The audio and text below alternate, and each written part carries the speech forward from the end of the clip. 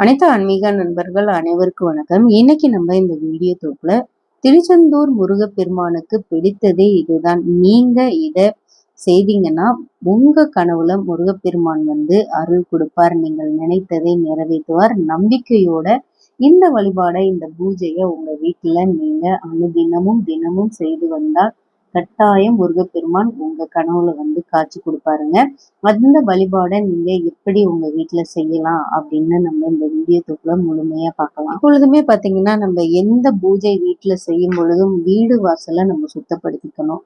வீடு வாசலை மட்டும் நம்ம சுத்தப்படுத்தக்கூடாதுங்க. நம்ம மனசையும் சுத்தப்படுத்திட்டு தான் நம்ம பூஜை அறையில அமர்ந்தே பூஜை செய்யணும். எங்க வீடு வாசலை சுத்தப்படுத்திடலாம்.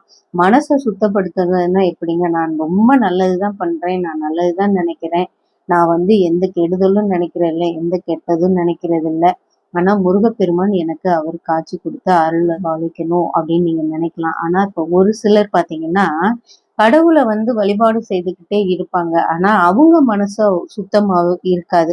சுத்தம்ன்றது பாத்தீங்கன்னா அதுக்காக நம்ம கெட்ட எண்ணத்தோட இருக்கிறோம் இல்லையா?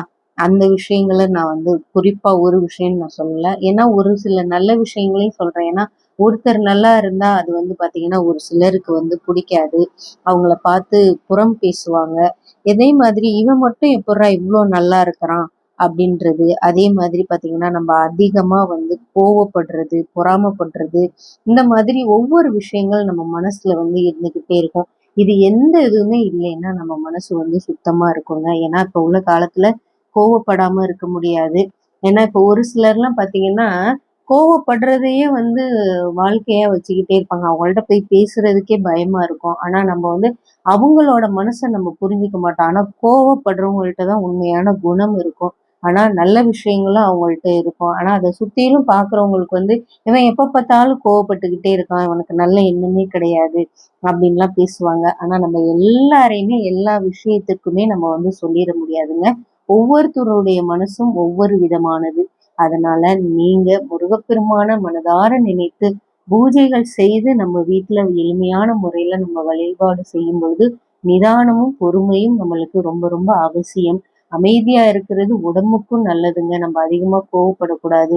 ஒருத்தரை பார்த்து போட்டி பொறாமை எல்லாம் படவே கூடாது. நம்ம உழைக்கணும். நம்ம உழைத்து 4 காசை 4 பேருக்கு உதவி செய்யணும். ஏன்னா தானம் தனக்கு வைத்திட்டு தான் தானமும் தர்மமும் செய்யணும். ஏன்னா நம்ம தானம் பண்ணையில பாத்தீங்கன்னா ஒரு மன திருப்தி நம்மளுக்கு எப்பொழுதுமே கிடைக்கும். அதனாலதான் நம்மளுக்கு தேவையானதை வைத்து விட்டு பிறருக்கு தானம் கிடைக்கையில தானம் பண்ணினீங்கன்னா நம்மளுடைய வம்சங்களும் நம்மளுக்கும் ஒரு ஆத்ம திருப்தியும் புண்ணிய பலன்களும் நம்மளுக்கு கிடைக்கும். சரிங்க. முருகப்பெருமான நீங்க எப்படி கனவுல அவரை வழிபாடு செய்தீங்கன்னா அவரை பார்க்கலாம் அப்படின்னு நம்ம இந்த வீடியோ தொகுப்புல சொல்லியிருந்தோம். நீங்க முருகப்பெருமான வழிபாடு செய்தால், பூஜைகள் செய்தால் கட்டாயம் 48 நாள்ல முருகப்பெருமான் உங்களுக்கு காட்சி கொடுப்பார். நம்பிக்கையோட வழிபாடு செய்யுங்க. ஏன்னா இப்ப உங்க வீட்டுல முருகப்பெருமானுடைய எந்த திருவுருவ படம் இருந்தாலும் காலையில எழுந்துருங்க. எந்திரிச்சு குளிச்சுட்டு பூஜை அறையெல்லாம் நீங்க சுத்தப்படுத்திட்டு எந்த எண்ணெயா இருந்தாலும் நீங்க தீபம் ஏத்துங்க.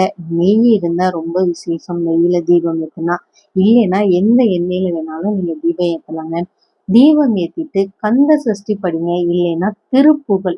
ஏன்னா திருப்புகழ் படிச்சீங்கன்னா ஏதாவது ஒரு வரி எடுத்து நீங்க படிச்சீங்கன்னா ரொம்ப விசேஷம். ஏன்னா தொடர்ச்சியா நீங்க முருகப்பெருமானை நினைத்து இந்த வழிபாடை செய்துட்டு வந்தீங்கன்னா கட்டாயமா அவர் நம்மளுக்கு காட்சி கொடுப்பாரு. ஏன்னா அதே மாதிரி மலர்கள், நம்ம பூஜை செய்யறதுக்கு மலர்கள் எந்த மலரா இருந்தாலும் பரவாயில்லைங்க, அதை வைத்து நீங்க வழிபாடு செய்யலாம். ஏன்னா நம்ம ஒவ்வொரு மலர்களுமே ஒவ்வொரு தெய்வத்திற்கு உகந்தது. முருகப்பெருமானுக்கு பாத்தீங்கன்னா வெள்ளை மலர்கள். திருச்செந்தூர் முருகரை பொறுத்த வரைக்கும் பாத்தீங்கன்னா 2 மூலவர். ஒருத்தர் சண்முகர், ஒருத்தர் நம்ம திருச்செந்தூர் முருகர் சுப்பிரமணிய சுவாமி. அதனால நீங்க உங்கள்கிட்ட எந்த மலர் இருக்கோ அதை வைத்து வழிபாடு செய்யுங்க. அரளி மலர், மல்லிப்பூ, இல்லை எந்தாவது உங்க வீட்டுல பூக்கிற செம்பருத்தி, என்ன மலரா இருந்தாலும் வைத்து தினமும் இந்த பூஜைகளை நீங்க செய்துட்டு வாங்க. கட்டாயமா 48 நாள் முடியறதுக்குள்ள முருகப்பெருமான் உங்க கனவுல ஏதாவது ரூபத்துல எந்த முருகப்பெருமான நீங்க தரிசனம் செய்யணும் அப்படின்னுட்டு அவர் கட்டாயம் உங்களுக்கு சொல்லுவார். நம்பிக்கையோட இந்த வழிபாடை உங்க வீட்டுல செய்யுங்க. இந்த வீடியோ தொகுப்பு உங்களுக்கு பிடிச்சிருந்தா நம்ம சேனலை லைக் பண்ணி சப்ஸ்கிரைப் பண்ணிக்கோங்க. மறக்காம பெல் ஐக்கானை தட்டி விட்டுக்கோங்க.